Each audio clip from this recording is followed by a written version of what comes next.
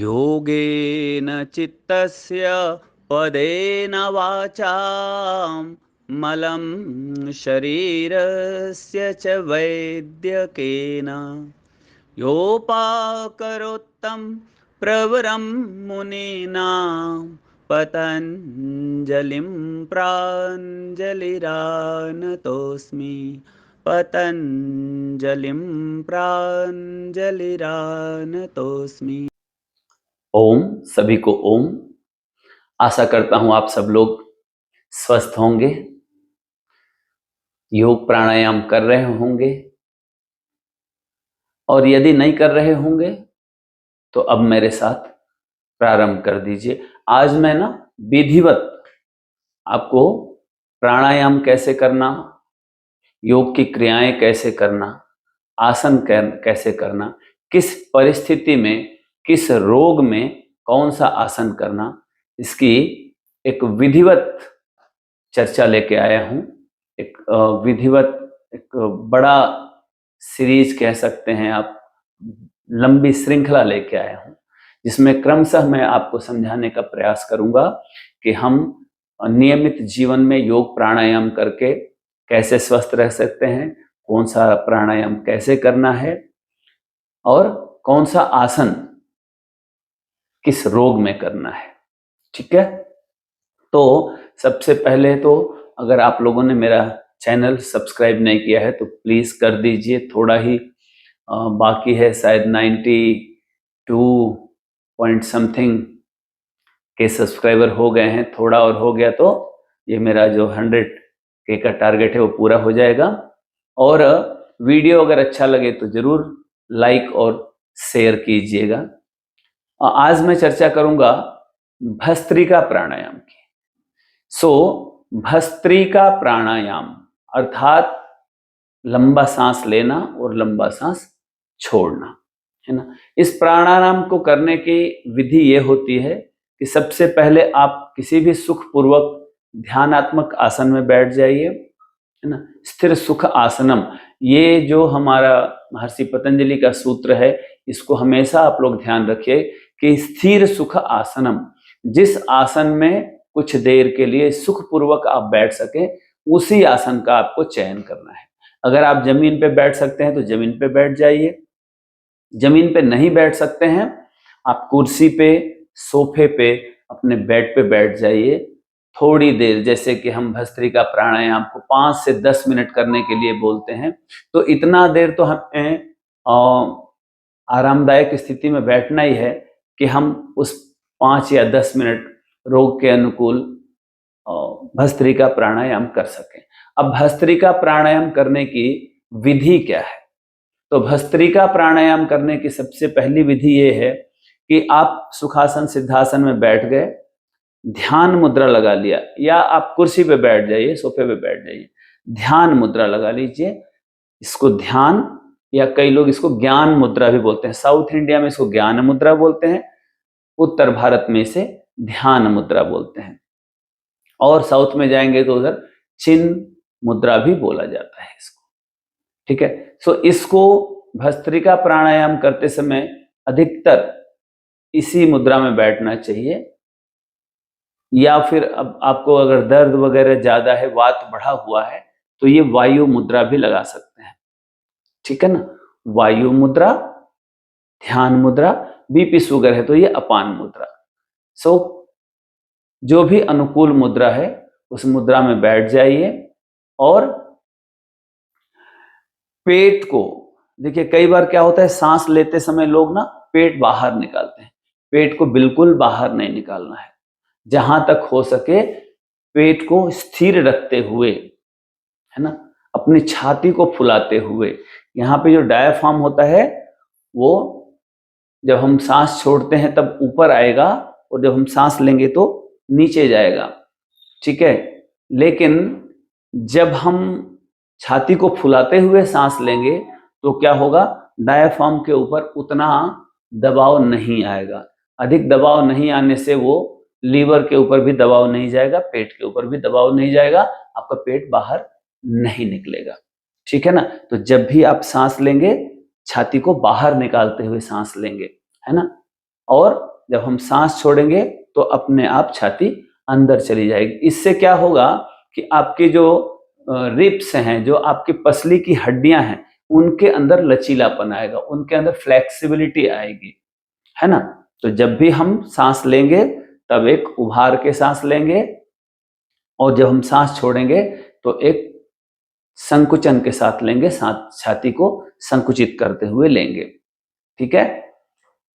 और 2 से 3 सेकंड सांस लेना है, 2 से 3 सेकंड सांस छोड़ना है। मतलब आप जब भी सांस लें तो प्रयास करें कि लंबा गहरा सांस लीजिए, तो अपने आप 2 से 3 सेकंड हो जाएगा। वैसे इसका 2.5 सेकंड का समय होता है, 2.5 सेकंड, बट मैं 2 से 3 बोलता हूं अपने अपने सामर्थ्य के अनुसार। अगर 2 सेकंड भी लेते हैं तो धीरे धीरे अभ्यास करते करते आप 2 से आप 2.5 से 3 भी बढ़ा सकते हैं।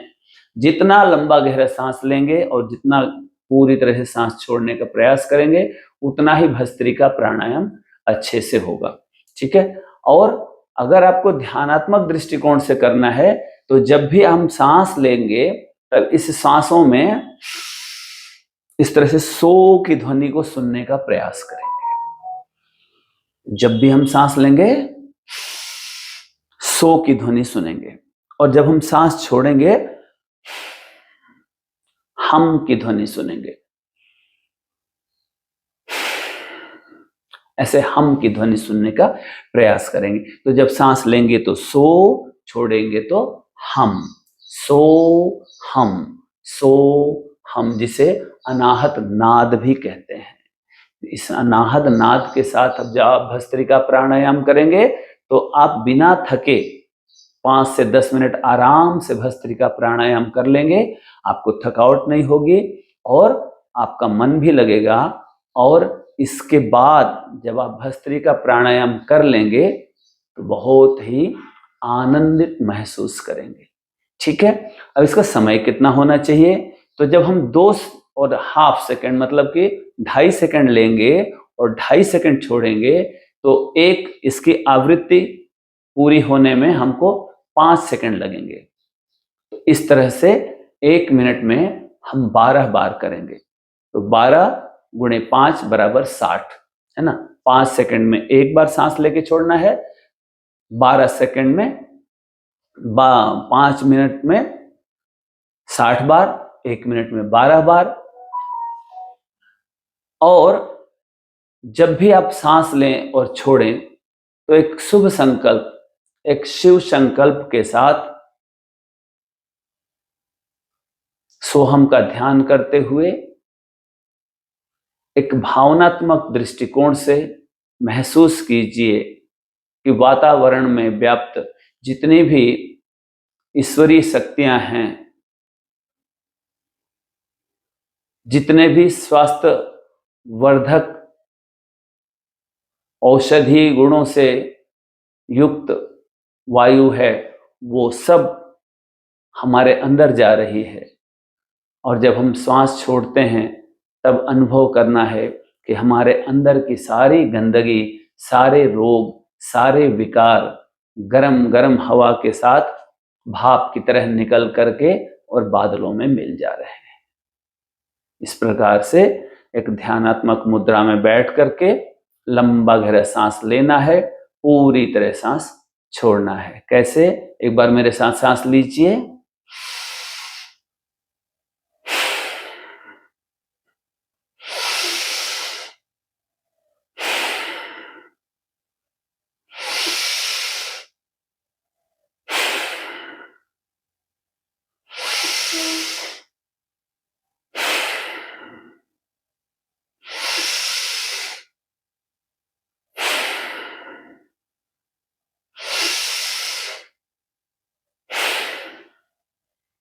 तो आशा करता हूं भस्त्रिका प्राणायाम आप लोग समझ गए होंगे। इसी प्रकार से नित्य प्रतिदिन अगर आपको कोई रोग नहीं है तो 5 मिनट तक भस्त्रिका प्राणायाम करना है। अगर कोई रोग है तो रोगानुसार 5 से 7 मिनट, 7 से 10 मिनट तक आपको भस्त्रिका प्राणायाम करना है। और अगर आपको उच्च रक्तचाप है या कुछ दमा वगैरह है, अस्थमा वगैरह है, तो आपको थोड़ा धीरे धीरे करना है, जोर जोर से नहीं करना है। अगर अस्थमा है या उच्च रक्तचाप है तो आप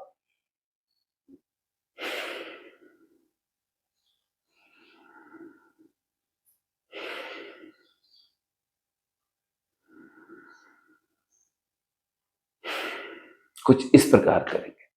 अगर आप युवा हैं, अगर आपको कोलेस्ट्रॉल कम करना है, आपको वजन कम करना है, तो आप इसको थोड़ा तीव्र गति में भी कर सकते हैं। कैसे?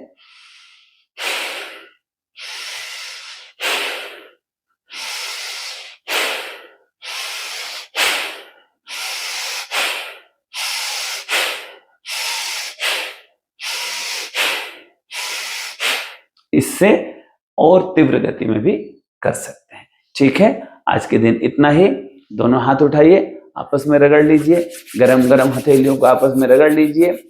गरम गरम हथेलियों को आंखों पे रखेंगे, धीरे आंखें खोलेंगे और धीरे से दोनों हाथों को नीचे हटाते हुए ओम। सभी को ओम। सर्वे भवन्तु सुखिनः सर्वे